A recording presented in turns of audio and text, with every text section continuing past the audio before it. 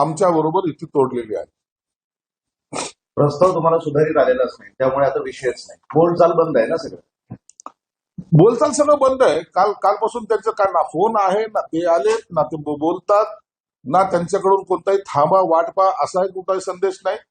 आणि त्यांनी त्यांच्या कार्यकर्त्याला जाहीरपणे सांगितले की तुम्ही तुमचे फॉर्म भरा. मग आता आमच्याही कार्यकर्त्याला आम्ही सुद्धा फॉर्म भरायला सांगितले. आता ते फॉर्म भरतील.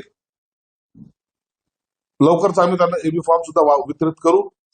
परंतु झालं ते चुकीचं आणि भाजपच्या हट्टापायी झालं एवढं मात्र निश्चित. नाही, कुठल्या मुद्द्यावर हे सगळं बिनसलं का केवळ अहंकार?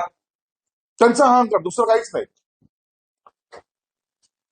जेव्हा मुख्यमंत्र्यांनी सांगितल्यानंतर ज्या जागा वाटप झाल्या होत्या